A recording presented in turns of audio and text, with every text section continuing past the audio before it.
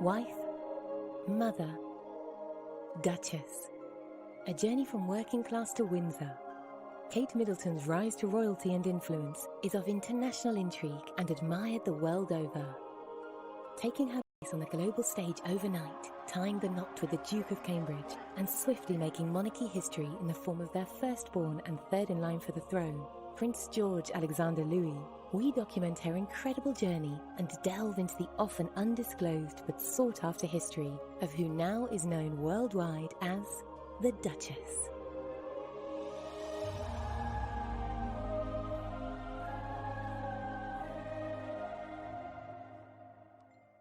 She is probably a good example of one of the best things that the royal family has done for years.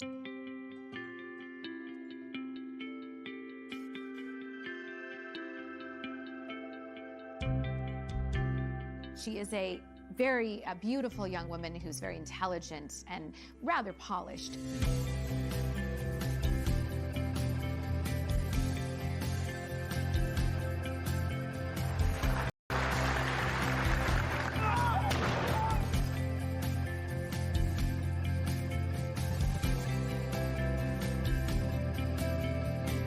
You can say anything you like about the Duchess of Cambridge, but you can't accuse her of not being impeccably well brought up.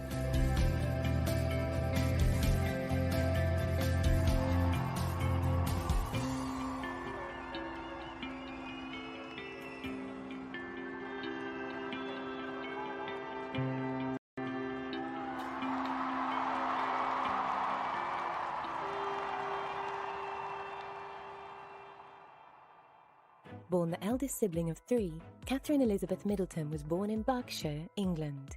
Raised by mother and father, Michael and Carol Middleton. Both, of highly different backgrounds, found love was in the air as they incidentally met at Carol's occupation as an air hostess and Father Michael's job as an international dispatcher.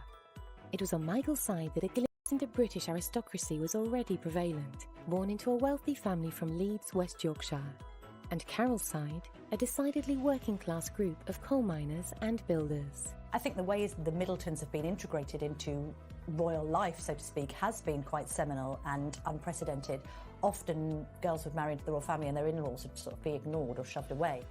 The Middletons are hugely interested, a family that's married into the House of Windsor. And what they did is what good parents have always done. They've invested in education. It cost them a lot of money.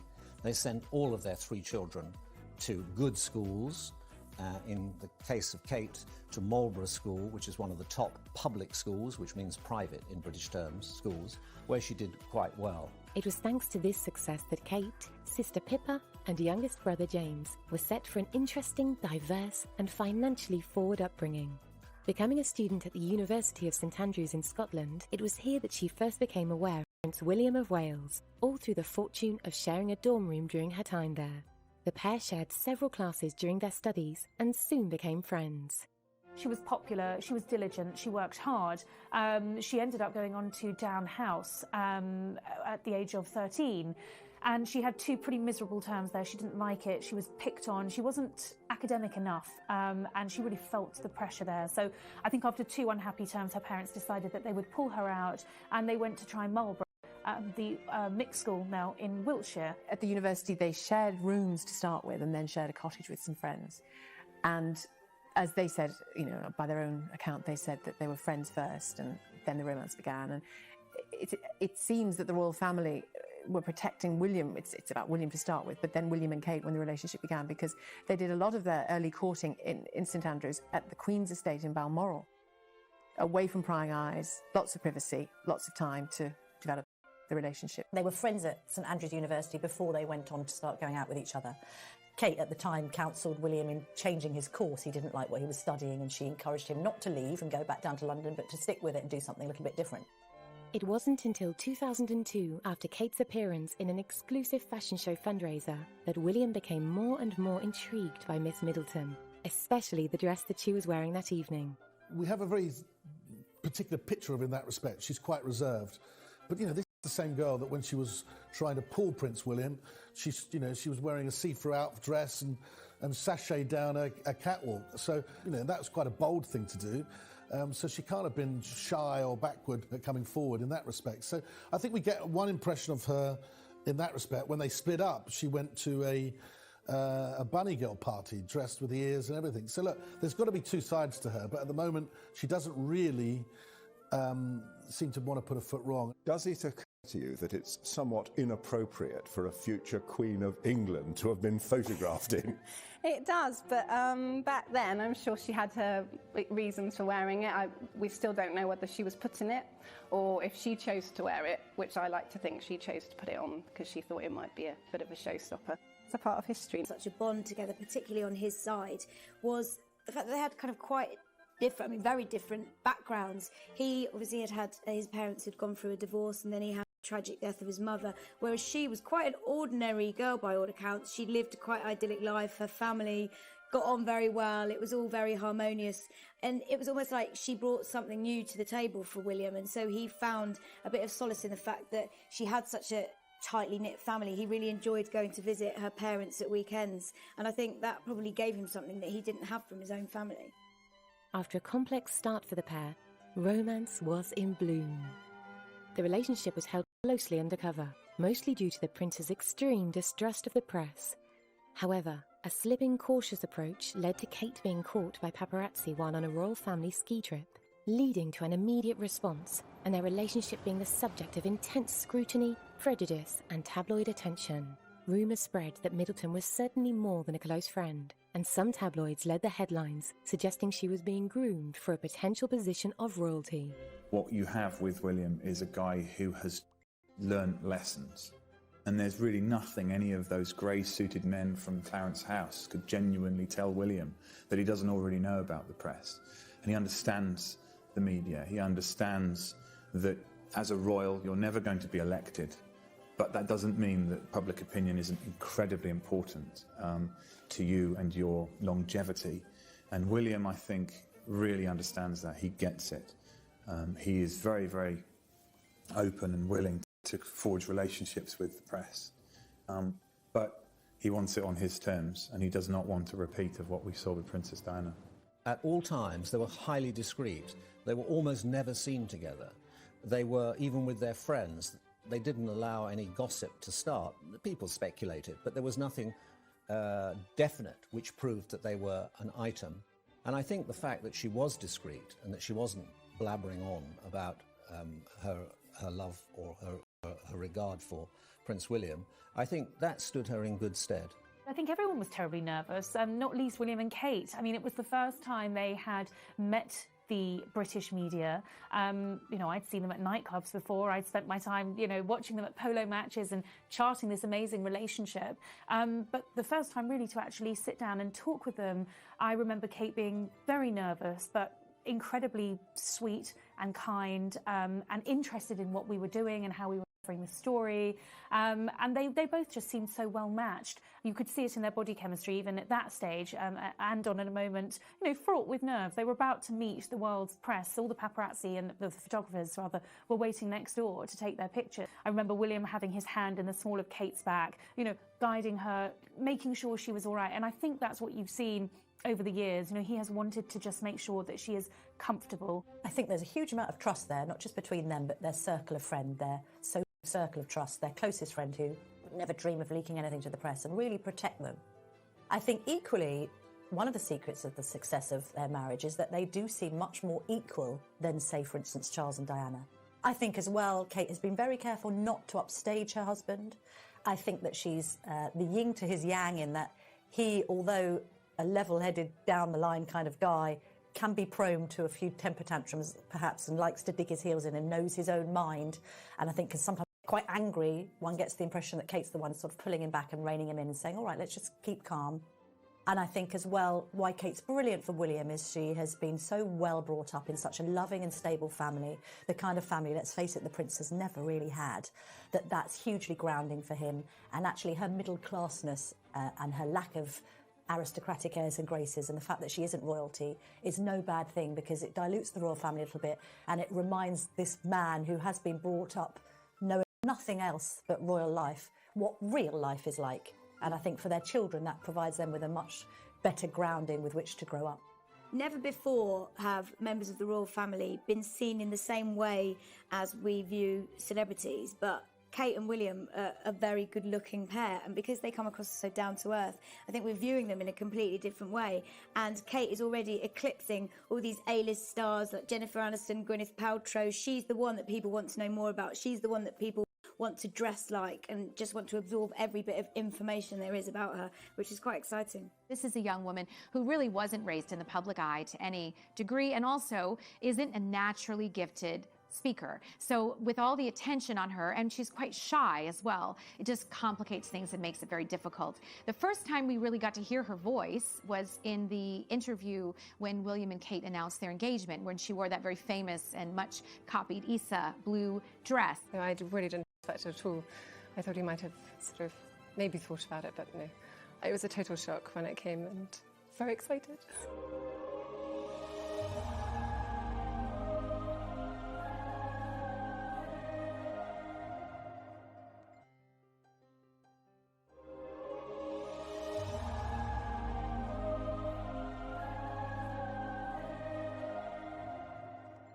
William a couple of times kind of answered the question for her that she asked or corrected something, and was obviously very protective of her. She was not comfortable, very clearly, speaking on camera.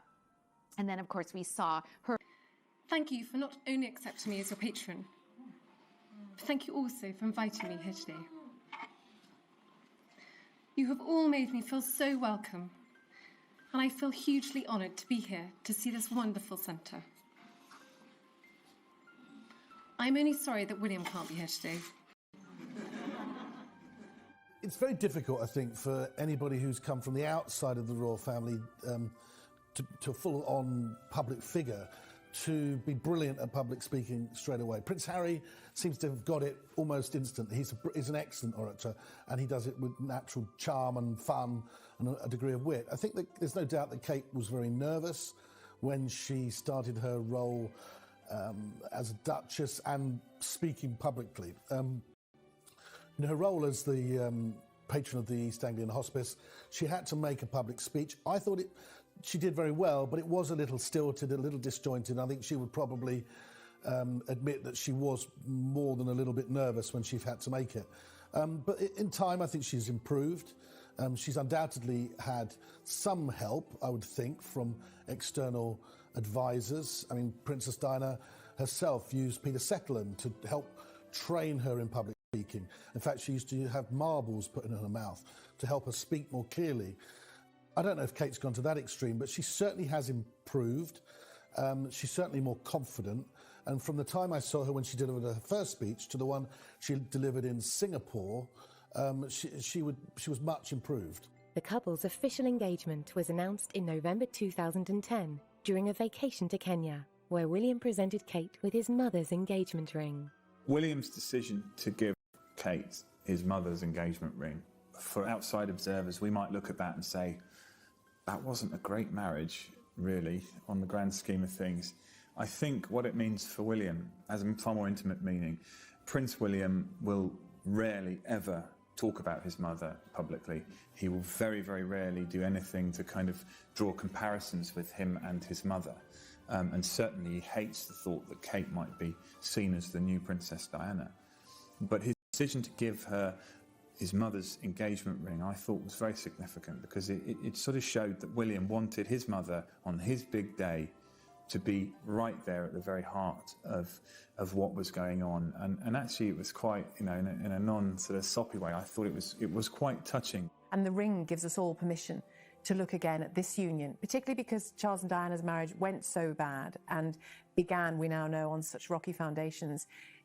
It may be that we're imagining it, we're just hopeful and optimistic, but it looks like this one is different. It looks like this one is very much, people would have inevitably made those comparisons privately. I felt on the day when it was obvious that was the ring he'd given her, I felt that was his way of taking control of that narrative and taking control of that story. That's what I think it was. William and Kate, to me, are about the future. I don't like to look back and compare her to Diana, because she is her own woman, and William and Kate, I think, have their own idea of what they want to do.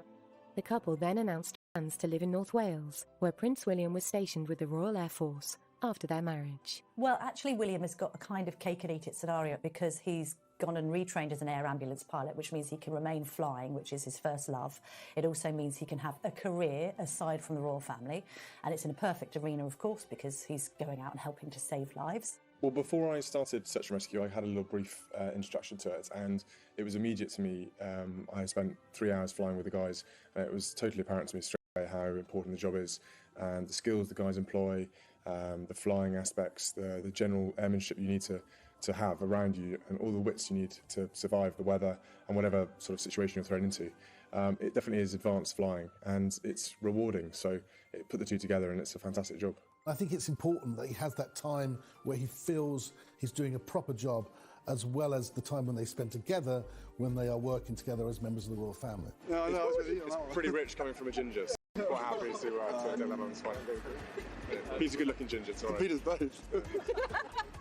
After the official announcement of the pair's engagement, it was 6 months after, on April the 29th, 2011, that the marriage was to commence. The marriage, the ceremony, the wedding, just actually puts a seal on what everybody has been aware of for a long, long time. As Prince Charles said when he was asked about the engagement on the day it was announced, well, he said they'd been practicing long enough. So maybe we just ask your reaction to the wedding, please, sir? Obviously thrilled, thank you very much. Practicing for long enough. So it's been very important for the royal family this time around to make it clear that they're not trying to push the idea of some sort of fairy tale wedding. This is about a wedding between two ordinary people who love each other. And so they wanted to really par down all of that frivolity. So the dress was much more simple. For example, Kate arrived at the cathedral in a car rather than a coach. And so there were a whole load of subtle differences throughout the day to make that very, very clear.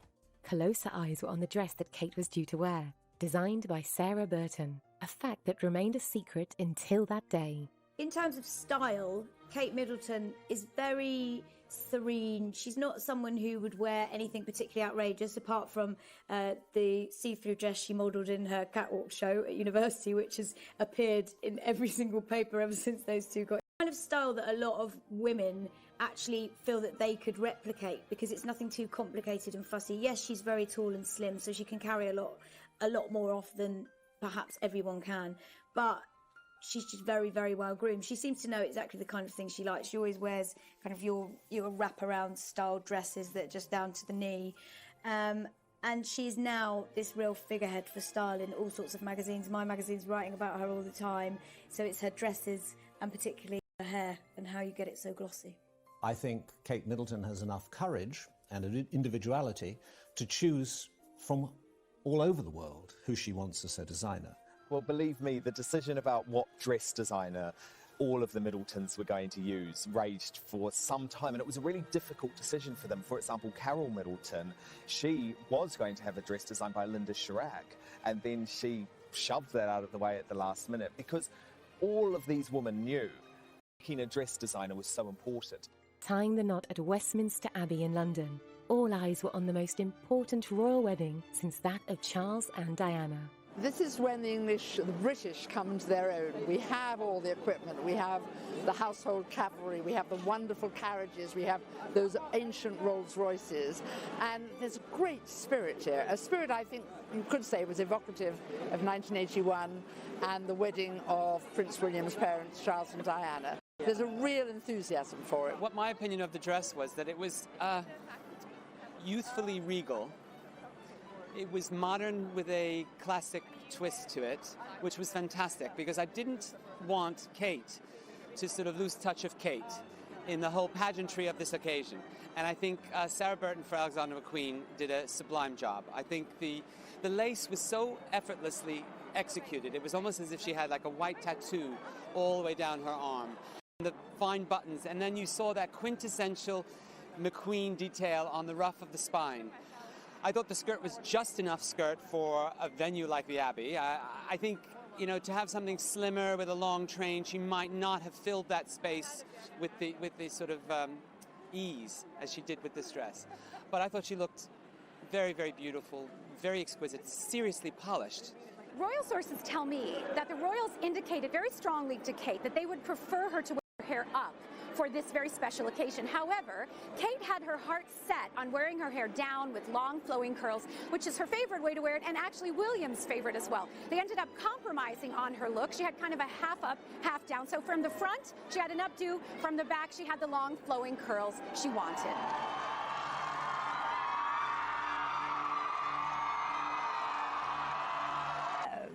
A fairy tale to lift your spirits in this world today, isn't it?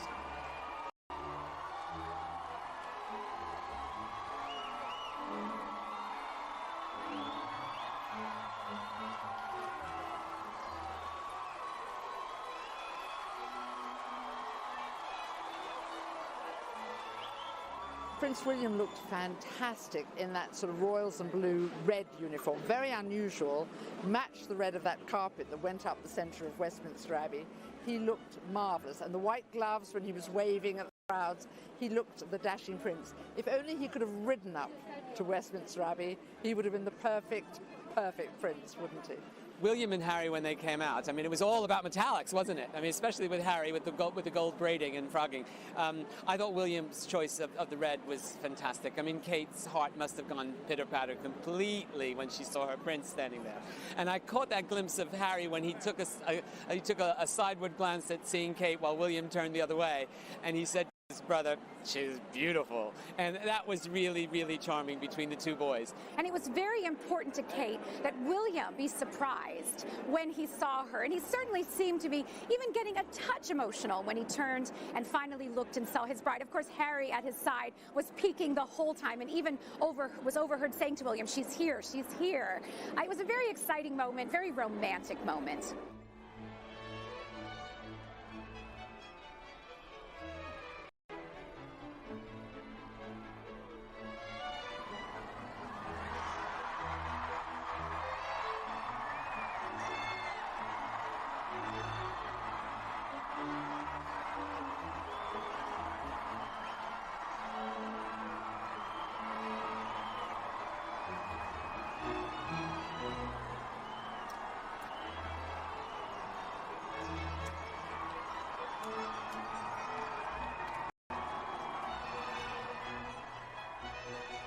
Kate was met by Queen Elizabeth shortly before the wedding, in which it was conferred that her royal title would be Catherine, Her Royal Highness, the Duchess of Cambridge.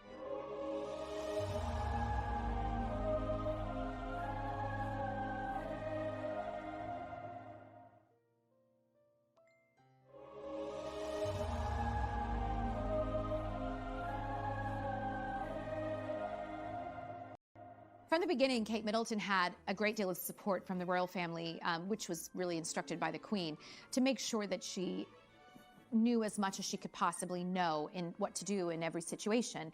Bearing in mind, of course, she didn't really grow up in this world. There were things like learning how to get out of a carriage without exposing your modesty, and things like that that you would never think you would have to learn. But of course, a woman in her position would certainly need to know how to weigh down the hem of your dress to make sure it doesn't blow in the wind. There were all kinds of small details, little bits of etiquette, how to sit, who to curtsy to, who not to curtsy to, what fork to use, whatever else, that they felt she needed to know. She was actually given lessons on how to be a royal wife. Kate hopefully stepping up a little bit more and taking on more responsibilities in her own royal role and growing in confidence into her royal role. It is still early days, but I think there's a sense that we want her to perhaps reach out a little bit further than she has done. But it's going to be softly, softly. They're in no rush, that couple. People forget William isn't heir to the throne, his father is. He's second in line, so there's still time. And the Queen is still going as strong as ever. So at the moment, I think maintaining the status quo is key. You know, once you married into the royal family, you became a Windsor, and that was that. Well, it was different when Kate and William got married. And when William asked Kate to marry him, he made it very clear that she wouldn't have to leave her family behind her once she married into his family, promised that they'd always stay a part of the family, and they have done, whether it's joining the Queen at Ascot or being on an important barge within the Queen's fleet at the Diamond Jubilee celebrations. Given she is a commoner, the royal family have a high opinion of Kate. Prince Charles in particular was close to her from the early days. Camilla has obviously become involved. Camilla Parker Bowles, now Prince Charles's wife, has become involved. and even took her to lunch quite publicly before the wedding as a real show that she's accepted Kate into the fold. The Queen and Prince Philip haven't met her as many times, but you wouldn't expect them to because they are still much more formal and ceremonial in terms of how they live their life. But they did, just the week before the wedding, manage to meet Kate's parents, which was quite significant too. Given the history of previous royal weddings, the question was how sustainable the relationship between William and Kate was going to be, and how long their partnership would last. However, it was clear that this was not your average pairing, and it was an opinion held high that their romance and longevity as a husband and wife showed no signs of stopping. I think the prospects for William and Kate's marriage are extremely good, and the reason I think that is because, quite uniquely for a royal wedding, their relationship grew out of cold winter nights spent in a university digs having spaghetti bolognese and talking about anything other than being a prince or princess. Their relationship has grown out of being just William and Kate, and I think that that's something that throughout their married life, as much as they can, they will try and retain, and if they do, then the prospects for them staying together for a long time will be very good. I think Kate and William have a good chance of making this work. They are both very committed to the monarchy. Kate has proven herself to be a team player. She's proven herself to be discreet. She's also proven that she's willing to put her own interests behind the interests of her husband. I think also they've been together for 8 years. They've seen each other through a variety of circumstances, and William seems to be doing a much better job of preparing Kate for royal life than Charles did for his mother. So Kate has a support system in William. She has a support system in her family, which Diana also didn't have. And she has a man she's known for 8 years, and she spent an awful lot of time getting to know. I think they've got a good shot. They're a stable, happy family. They represent what is good about marriage and what is good about having an extended family. And the royal family themselves, that is part of their role. I'm sure the Queen is delighted with that. It's tough being married. Whether you're a prince or you're a pauper, it's tough. You have to work at it. It's a constant renewal every day. I'm sure that they will have their problems. They've had some problems in the past, but they've come through those problems. And as they say famously, what doesn't kill you makes you stronger. And I think they have got a very, very good basis for the marriage ahead. It was inevitable that when moving into royalty, Kate would have a fair share of comparisons to the late Princess Diana. Becoming Duchess of Cambridge left fans of the monarchy curious of how she would settle and her similarities to William's mother. People are always asking me, well, how alike is Kate to Diana? And I always say that they're actually incredibly different women. They look very different. You know, Diana was blonde, beautiful and leggy. Kate's beautiful and leggy and brunette. So, you know, they look very different. They are very different people. And I think particularly in the early stages, there was a desire, largely by the press, to sort of see how Kate would live up to Diana's image. And I remember William saying that there was no expectation, that these were big footsteps, and no one expected Kate to fill them. And I think what Kate's done, which is so commendable, and you really have to take your hat off to her, is she's forged her own identity within the royal family. She hasn't tried to emulate Diana. You know, she's a style icon, but I'd say she's quite a reluctant style icon. She's wanting to put her stamp in other areas. Within the comparison, there are huge differences. She's 10 years older than the Princess of Wales was when she married Prince Charles. She's more educated. She's more experienced. She comes from a very stable family in which she's clearly very happy. Diana didn't have those things, did she? She had huge charisma, huge inspirational things that she did, and she had massive natural ability with people. You know, we've all seen it, we all know it. It's well documented and accepted. But Kate Middleton looks to be a different creature. And I think she'll just show that herself. And you couldn't try and measure yourself against Diana because she was a really seen as an icon like Princess Diana was. And I think that's because Diana was had frailties and faults as well. Kate hasn't really put those out there. She's almost too good to be true sometimes. And I think a lot of younger people find the overwhelming privilege that she has, and the fact that she maybe stuck around too long to marry Prince William, as both seeing a little bit against her. And I think were Diana here, I think she would approve of Kate Middleton. She might feel like some mothers do, oh dear, I don't want to lose my son to any woman, you know. But I think she would approve. She would see in Kate Middleton some admirable qualities, and she'd feel that her son would be safe with her. I'm sure of that. I think she would approve of it immensely. I think it's really important that she doesn't look anything like her. I was thinking that the other day, looking at the engagement pictures. She's a beautiful woman. She's developed a style that's very classic. It hasn't changed dramatically over the years, but it's just a classic, more groomed version of what she always was, it seems to me. Whereas Diana was that coltish teenager, wasn't she, who didn't have a sense of style, wore clothes that were 20 years too old for her to start with. She really got it a few years down the line. You know, that was her, you know, one of her huge successes was fashion. But I think Kate Middleton's a different life story altogether, and I think that will be the bedrock of how she copes with that comparison, because there is no comparison to be drawn. I think that's the ultimate cushion on which she can fall. Humanitarian work played an important part in Princess Diana's life, both at home and abroad. Her interests were reflected in the organisations of which she was patron or president. With her impact on such admirable work, it was seen fit that from Kate's turn from fiancée to Duchess, she would also hold a pivotal role in similar contributions. Set out her stall that she wants to support, in the first instance, children. So she's supporting some hospice charities, each the East Anglia Children's Hospices. She's equally decided to be a volunteer scout, so supporting children out and about, enjoying country pursuits as she does. She's also been involved in action on addiction, so she's saying that she wants to help people. She thinks that addiction is the root to quite a lot of society's ills, be it children or their parents, and so she wants to get involved in that.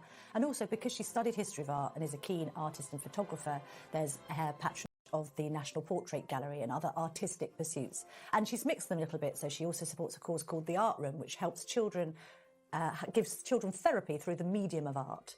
And actually, she's been ahead of the curve on most of the choices that she's made. She's put children's hospices on the map, and she's also done a huge amount of good for mental health. It's another cause that she's very much behind. So she will know how important she is as a patron to those charities, to put them in that international spotlight, and she won't want to spend too long away from them. People often ask me why I'm so interested in the mental, because I think that every child should have the best possible start in life. When I was growing up, I was very lucky.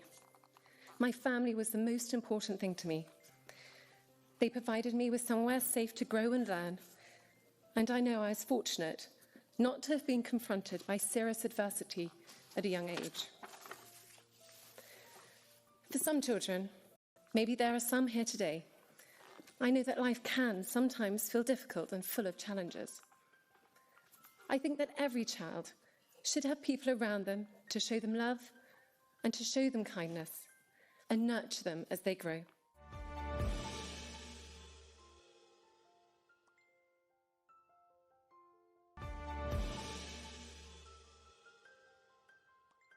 The challenge that so many people have is not knowing how to take that first step of reaching out to another person for help, admitting that they're not coping. Fear or reticence, or a sense of not wanting to burden another, means that people suffer in silence. The importance of support for these charities is no more prevalent than the work that Prince Harry has accumulated over the years. The conservation of wildlife, promoting sport amongst the young, and healthcare across all nations. Kate has had to put in a great deal of work to do the same. However, this is no competition, as Kate and Harry have a long history together, of which she has gained support, been able to confide in, and most of all, a friendship.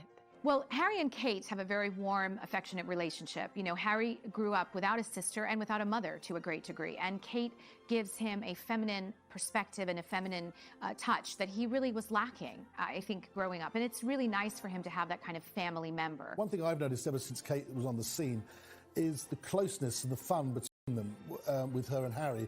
I remember even the Garter ceremony in Windsor, where Prince William was all dressed up in the fine robes of the 12th century Garter order, and you could see William looking all very serious, but also Kate and Harry were in the audience, and he was just digging her and joking and making fun of his brother. And I'm sure that happens quite a lot, because he is a joker, he is fun, and it's quite a good relationship, I think, for her to have Harry as a brother-in-law. Prince Harry is somebody It's this lovable rogue. The British press can't get enough of him because he's this real naughty character, and you've never known a member of the royal family to behave like him. He's the one you can always rely on for making the biggest gaffes possible. He'll turn up to a party in a Nazi uniform, completely unthinking about what he's doing. He'll go to lap dancing clubs. He's always seen stumbling out of nightclubs looking very squiffy-eyed. You can guarantee he's the one that's probably the last person standing, the last person to have the drink.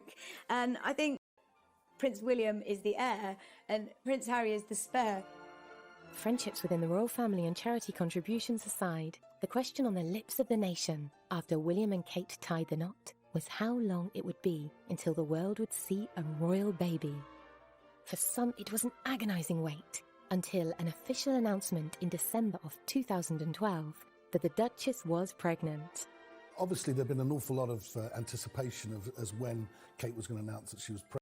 I mean, in fact, I think the announcement was suggested for about 6 months beforehand. Everyone was writing in the papers that she was pregnant. The palace had put out the official announcement as she was en route to the hospital because she'd had problems with the pregnancy, and it was felt that William and Kate didn't want to even tell the Queen or Prince Charles that she was pregnant until they were absolutely certain everything was okay. The birth announcement for Prince George did not go according to plan.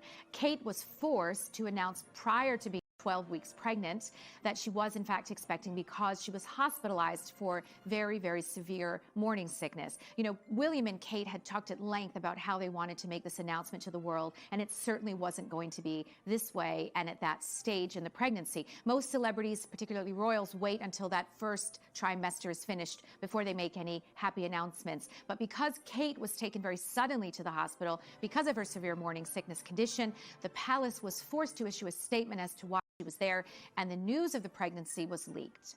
Well, back in 2013, there was huge celebration over the birth of Prince George. I remember broadcasting for numerous international networks outside Buckingham Palace. Of course, it was the great Kate wait. I mean, we didn't know when this little baby was coming along, but when it was announced that the Duchess had gone into labour, I mean, there was no space in that press pen, I can tell you. We were all very, very squashed together. When news broke of Kate actually having given birth, I think at 8:34 in the morning on that Saturday, the press obviously instantly started speculating, well, will she leave today? And thinking as a mother, I thought, yeah, she definitely will, because you don't necessarily want to hang around hospitals too long, even if they are the Lindo wing and private and offering all frills.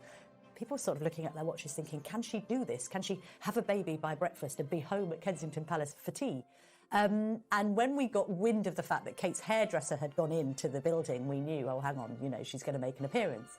And in vintage Duchess of Cambridge style, she turns out in high heels and looking effortlessly elegant, even though she's given birth just hours earlier, which is a testament to her and how she's able to cope. Not only, I think, in the limelight, but just in this, with this pressure of having to present herself in a certain light. And I think, you know, hats off to her.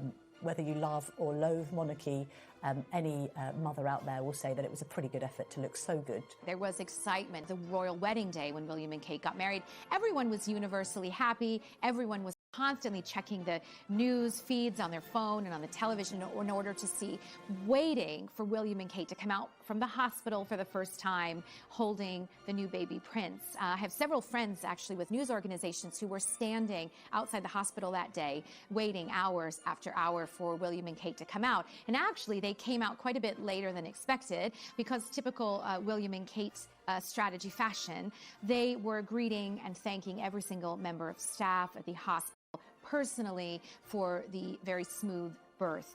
They wanted to make sure they thanked everyone from the cleaner to the midwife to the surgeon to say thank you very much. So they did actually take a long time to emerge. When they did, Kate was roundly praised in the press for her choice of dress.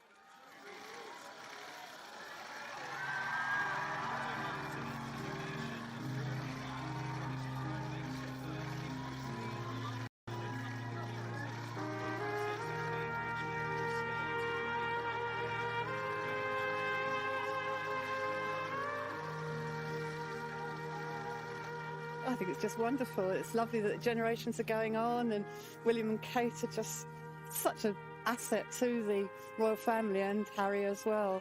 Well, it's kind of surreal to think that royal blood is this close to us at this very moment.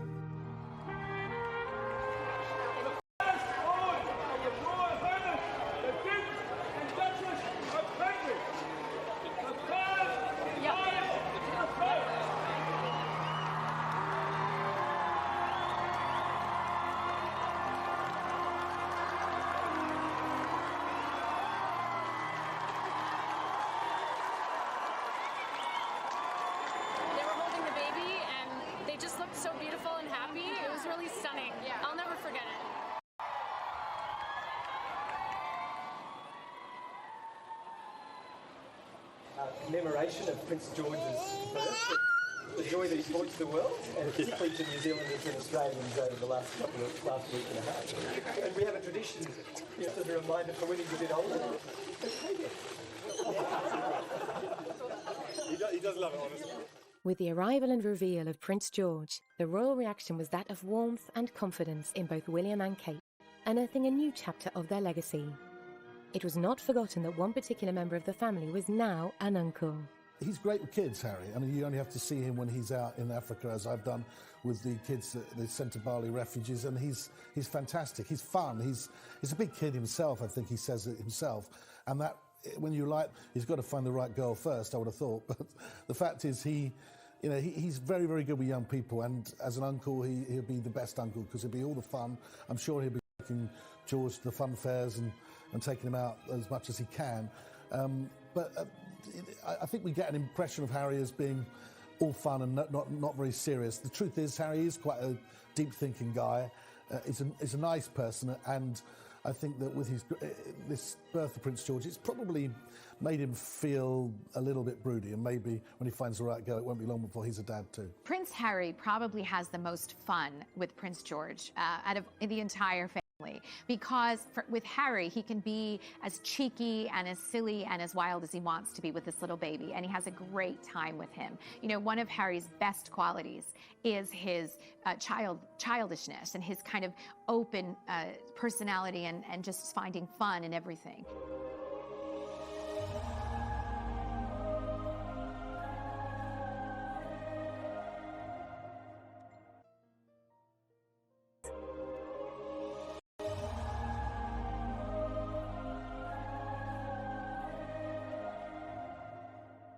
And he really connects with George because George, from all accounts, is a baby with a huge personality and character. He doesn't just take a bath, he's splashing, constantly trying to get all the water out. George is a really fun, free-spirited little boy. And I think Harry very much has that personality, and those two have a fantastic relationship. There's no question that Harry's going to be the favorite uncle, possibly the favorite person for George, because he's so much fun. Another curiosity of the general public after Prince George's birth was that of following in royal footsteps, most notably the path of education he would lay and the social interactions he would have with other children born into royalty. Friends form the basis of a healthy maturity and are a key factor in development, so the curiosity stood strong as to who George would spend his early years playing alongside. In answer to who will be the royal baby's friends, well, obviously William and Kate have got their own friends who have got children of similar ages, so playdates have been arranged with them, and equally George's godparents have their own children. So they'll be mixing there in a social setting. Equally, you might have to remember that there are other great-grandchildren now that are of a similar age. So William's cousin, Peter Phillips, has got two daughters. You've got Zara Phillips, who is Prince George's godmother. She's got a little girl, Mia. Apparently, when those two babies got together and had a play date, it was, according to Mia's father, Mike Tyndall, the rugby player, absolute carnage, and food was being thrown around and not going in either of the babies' mouth. So you've always got scope for a friendship there. But I think gradually, like, as with any child, there will be children who the child meets as well through school. They will follow a very similar pattern to their own parents, and I include Kate in that because she was privately educated like William from the start. Schools would be appropriate, and then move on maybe to Eton or even a day school, St Paul's, Westminster, something like that. My feeling is, though, that with both William and Kate being educated privately, Kate at Marlborough, William at Eton, that they would follow a similar pattern, simply because it's difficult, I think, for someone who's going to be the future king to be seen as just one of the boys or just normal, because and therefore somewhere like Eton would give them, or even some of the other top public schools like Westminster, St Paul's, would give them the peer group that would be easier for them to be educated in, really. You know, Prince William is a very loving, warm individual, and he and Kate have a very solid and affectionate relationship. They want that to translate to their children. Although they do have some support staff, they have kept it to a minimum because they don't want outsiders in any way affecting the dynamic of their close family unit. Following on from the birth of the future prince, in an unexpected short time, it was announced that there was not just one royal baby on the cards. In 2015, it was revealed that the Duchess was again pregnant with her second child, and with much less complications than with George. Both William and Kate were happy to announce that Princess Charlotte was on her way. And again, the world stood still as happiness reigned over the monarchy with the prospect of a baby sister for their son. Well, I think when it was announced that they'd had a little girl, it was a great cause of national celebration. Of course, a little sister for Prince George, the daughter that Prince William had always wanted, the granddaughter that Charles had always wanted, but actually, historically, a really important little girl because she will hold her place in the lineage of succession. The antiquated male primogeniture laws were outcast just before Prince George's birth in case he been a little girl. Now, had those laws not been changed and had the couple or are the couple to go on and have another child that may be a boy, well, Charlotte would have lost her place in succession. With the laws being changed, she will hold on to that position. She is the fourth in line to the throne, and no little boy born hereafter will take that place away from her. So she is historically very, very important. Well, Charlotte's birth certainly does herald the dawn of a new era for girl power in that we have a girl in a prominent position at the senior end of the royal family. Obviously, we the Queen, the ultimate exponent of girl power on the throne, but we face the prospect now of 3 kings in line, so we're not going to see another woman on the throne for many, many, many years. So how lovely to have Charlotte in this role, bringing up the rear. She's rather unkindly called the spare to the heir, as Prince Harry is, but as he has proved himself, it's a role that you can make your own, and I'm sure all eyes will be on Charlotte. In fact, there'll probably be even more scrutiny on her because she's female, but yeah, I mean, how great to have the pitter-patter of pink feet in the royal line of succession. They're very much hands-on parents. I mean, William made it very clear when George was born that he wanted to be a hands-on parent. He took time off to spend. They were very anti having an extended staff to look after their children, look after them. But I think as time has gone on, they've realised they do need that extra help. They can't just rely upon, say, Carol, Kate's mother, and other members of the family. They do need that because they're very much in the public eye. But William, in particular, wants to be a hands-on parent. Too, doesn't really want to pass on the responsibility of motherhood either. But, you know, when you're in the royal family, when you're in the public eye, it's very, very difficult to do everything. And I think that even Kate and William have found that. And so they are now realising that it's important to have the extra help that they require. I absolutely love it, and it's actually what I thought would be the name. I mean, Charlotte was picked as one of the top names that they predicted, and of course to have Diana in the name is perfect.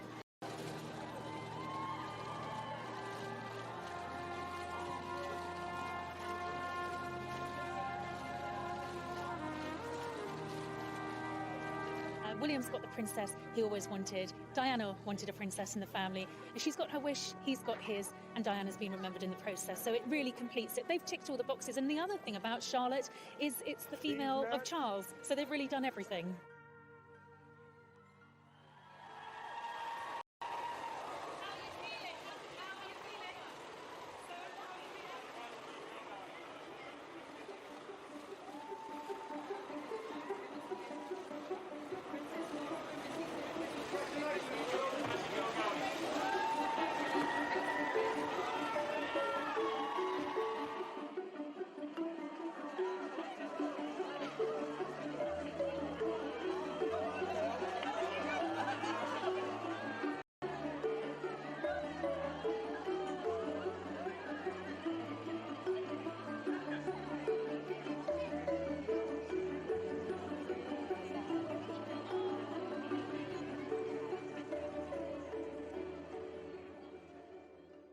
Defying the odds set against her, the Duchess of Cambridge has proven to the world that she could not be more deserved of her position, and it is worldwide acclaimed that her commitment and love to Prince William allows this fairy tale to continue its life. The shock of Princess Diana's death and tumultuous time when married to Prince Charles is now seen as merely a shadow in the future of the royal family. Gone, but not forgotten. It has always been clear that Prince William found something in Kate that we had all hoped for. A new sense of motherly love.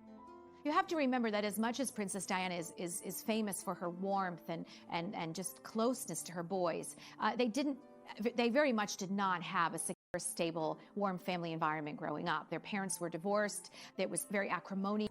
There really wasn't a kind of a happy family for either of those boys. And seeing it in the Middleton family has made a fantastically huge impact on William, and it is precisely the kind of dynamic that he wants to bring into his own family life.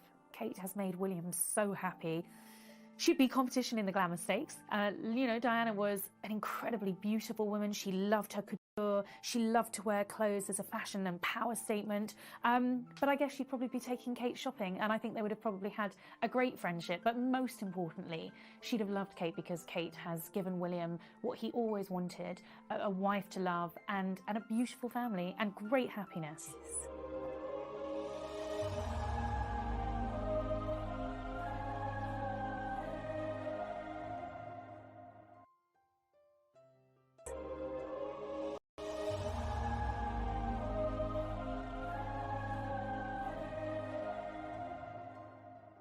I think that Kate Middleton will be the people's princess.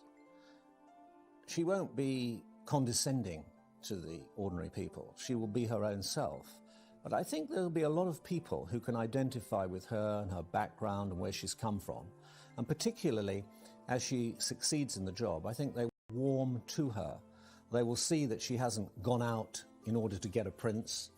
They'll see that it's been a mutually arrived at relationship. And they will recognise that, for once, this is a love match. And I feel hugely honoured to be here to see this wonderful centre. I'm only sorry that William can't be here today.